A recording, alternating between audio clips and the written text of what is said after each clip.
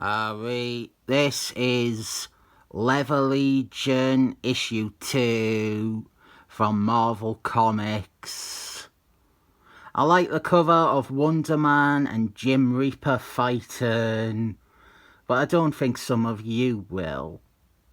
This is a 3-issue miniseries, and this one has what is probably the most contentious story beat of the whole thing, and that is Wonder Man thrown in with some bad guys. Wonder Man has joined the Legion. He is working with, as this series establishes, some legitimately vile psychopaths like Mr. Ainz. Our backstory is that this miniseries is backstory. Characters are telling flashbacks in lieu of an engaging story with stakes and drama and characterization. Something else is, surprisingly, it does not make use of the idea of an unreliable narrator, even though most of the story is being told through the eyes of quite clearly crazy bad guys. We start with Wonder Man. He is in prison now, jailed for his crimes with the Legion. And he is meeting with the lawyer who is representing Jim Reaper, who is trying to piece together what has happened. On the next page after this, we will get into how Michael Bryan Benson made Wonder Man evil and how stupid it is. But before I get to that, I feel I need to reject the overall idea of Wonder Man gone evil. Wonder Man was introduced as a bad guy, but his story was about redemption. In the end, he sided with the heroes. He realised he was wrong. Having Wonder Man gone evil is walking all over any and all character work and character growth done with him over the years. It is flagrantly ignoring the version of the character that 95% of readers are familiar with, to revert him to type based on his first appearance. Not even based on his first appearance, based on a one-sentence summary of his first appearance. Based on his origin. Based on the cover to his first appearance. Which is actually a very Tom Beevort thing. I used to point that out a lot. Continuity seems derived from looking at a covers gallery rather than reading the comics or being aware of their contents. Anyway, the reason that Wonder Man went evil wasn't because of people wrongly referring to his first appearance. It was because Michael Bryan Benson thought he was a stupid character. He hated any of what he called the Hanger-Ons. The Avengers members like Wonder Man, who he thought were members only because they hung around the team until they were members. You can see this applied to all the other characters Benson took dumps on. Wasps, Hank Gordon, Charlotte Witch, the Vision, the Flash, Hawkeye, all of them. Wonder Man's fall from grace was pathetic. Benson had him have a breakdown on a talk show. This was not a plot point Benson ever expanded on. It was in the background of his Avengers comics, and he only came back to it when he had Wonder Man, now fully evil and trying to kill the Avengers. Wonder Man's meltdown doesn't even make sense. He went on a talk show and said that Norman Osborn is evil and that the Avengers cause more problems than they are worth. It is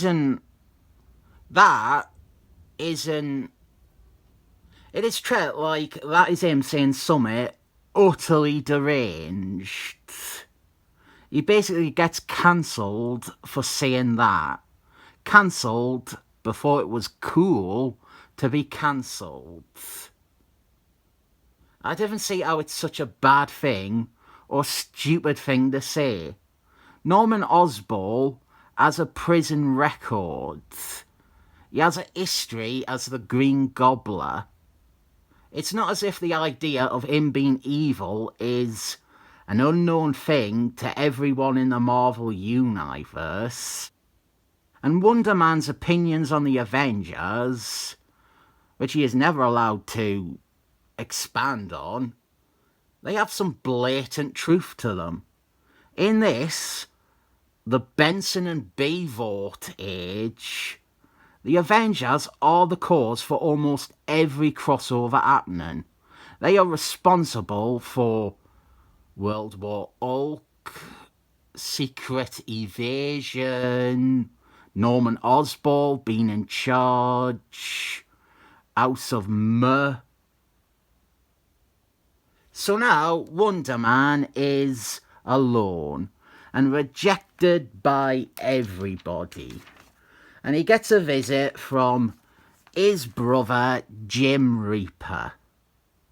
Now here is where the way that this story is told robs it of so much, because we have a scene here, mostly this page, where we get some insight into Wonder Man and his complicated relationship with his brother. What we have here should really be the backbone of this miniseries. Not only does it provide the two main characters, or who should be the two leads, a story, but it is the first step towards smoothing over this bastardization of Wonder Man. With further exploration of this relationship, with more writing and character offered, you could make this work, but after this it is done. Both characters are not explored anymore after this flashback scene. There is no payoff to anything we see here. And then there is this page, which gives Wonder Man a nearly good enough excuse for being on this team. He's thinking about the Thunderbirds, Hawkeye leading the Thunderbirds, and Wonder Man, well, he thinks to himself, well, why can't I do that? He thinks he can turn the Leather Legion around and inspire them and get them to redeem themselves, like how Hawkeye did with the Thunderbirds, or how Captain America did with the Cookie Quartet. Well, Wonder Man can't, clearly. That would have been another great foundation for this series, though. Wonder Man, naively, and maybe arrogantly, thinking that he has what it takes, that he is equal to Captain America and Hawkeye, that he can be an inspirational leader too. And then we see him not living up to that. We already saw some elements of his bad leadership potential in Steve Englehorn's West Coast Avengers, when he was full of himself and he was trying to usurp the team from under Hawkeye's lead because he was thinking that he was a big deal and that he should be leading the team.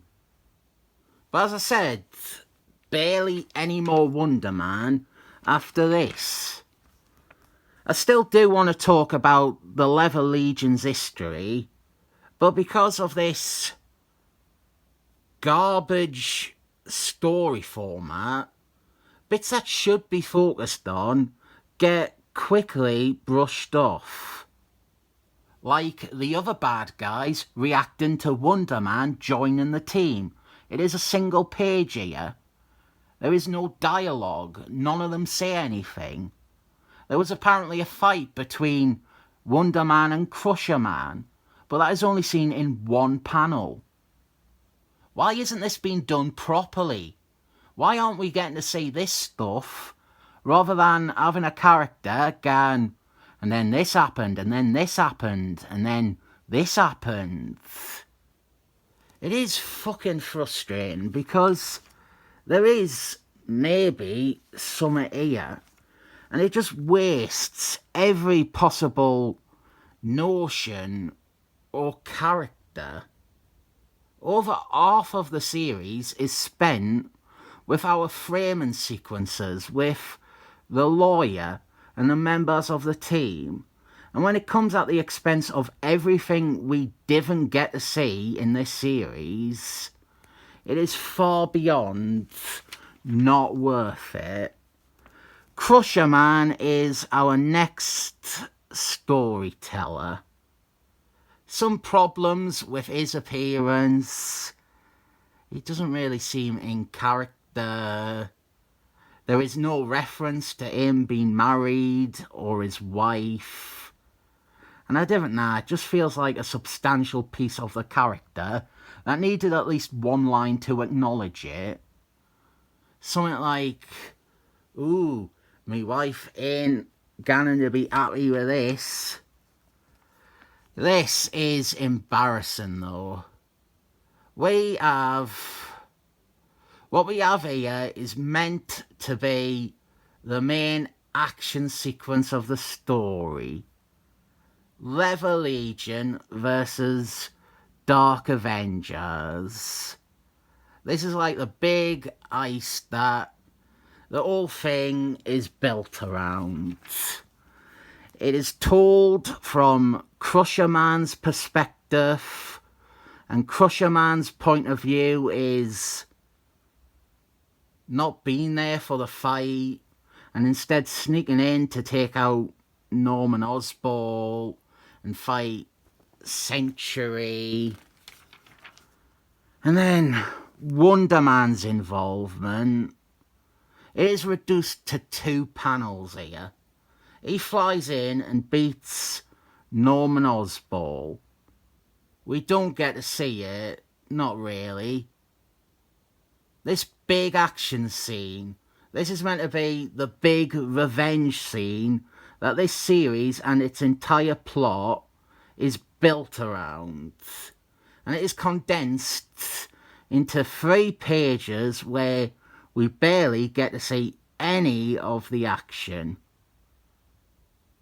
Why didn't we get to see Wonder Man fight Norman Osborn in his armour? Why don't we get to see King Shark or any of the other team actually fight the Dark Avengers? It is fucking bullshit and such a waste of time. There isn't any reason a person should read this series. In the end, it offers nothing. Any character exploration is glossed over and goes nowhere. Is this what we accept as character study now? Single scenes announcing exactly what they mean for the characters that then have no resolution or further use. Wasted waste of waste. With a 7 thumbs up.